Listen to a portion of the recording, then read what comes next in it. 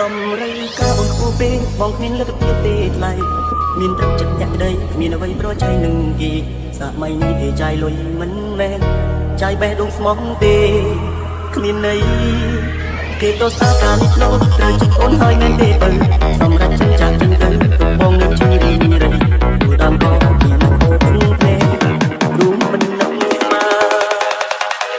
កបងគ្នាសំភារៈនិយមលយដូចគេអ្នកម្នាក់ខ្ញុំប្រើអូប៉ូមើលខ្លួនឯងទៅមនុស្សថត iPhone តែប៉ុណ្្នឹងឲ្យមើលថាប្រើអូប៉ូទៀត